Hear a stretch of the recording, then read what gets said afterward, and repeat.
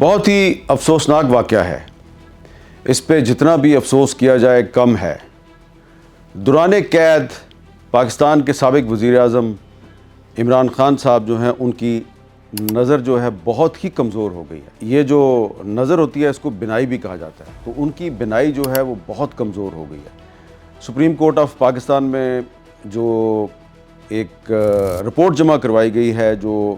Friend of court کے طور پہ بیرسٹر سلمان صفدر صاحب نے جمع کروائی ہے، اس رپورٹ کے مطابق عمران خان صاحب کی جو ایک آنکھ ہے اس کی بینائی صرف 15% رہ گئی ہے۔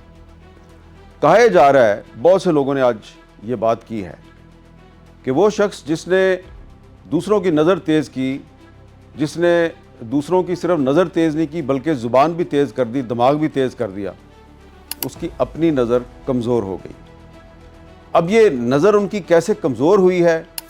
تو جو سلمان صفدر صاحب کی طرف سے سپریم کورٹ کو جمع کروائی جانے والی رپورٹ ہے، اس میں بہت سے اہم نکات ہیں، جس سے پتہ چلتا ہے کہ اس میں یقیناً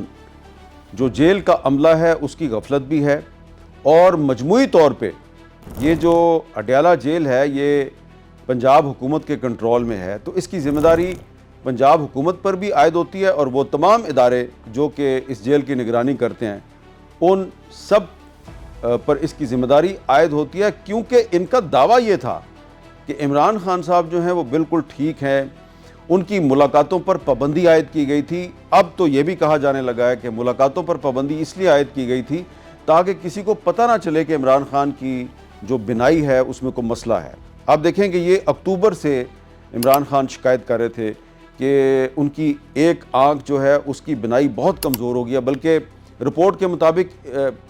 ایک وقت ایسا بھی آیا تھا کہ ان کی جو آنکھ تھی اس کی بینائی مکمل طور پہ ختم ہو گئی تھی، پھر تھوڑی سی ٹریٹمنٹ ہوئی تو 15% جو ہے ان کی بینائی واپس آئی ہے۔ تو جو سلمان صفدر صاحب کی رپورٹ ہے اس میں اور بھی بہت سے اہم نکات ہیں، لیکن یہ جو واقعہ ہے اس کو ہم نظر انداز نہیں کر سکتے۔ اب یہ بھی کہا جائے گا جی کہ وہ عمران خان جو ہے وہ جیل میں ہے، جیل میں تو اور بھی قیدی ہوتے ہیں، تو ان کی بھی تو نظریں کمزور ہو سکتی ہیں، ان کے بھی تو میڈیکل پرابلمز ہو سکتے ہیں، تو اس پر فوکس کیوں نہیں کیا جاتا؟ دیکھیں، مسئلہ یہ ہے کہ پاکستان کی جو سیاسی تاریخ ہے اس پر اگر آپ نظر دوڑائیں تو یہ ایک ٹریک ریکارڈ ہمیں نظر آتا ہے۔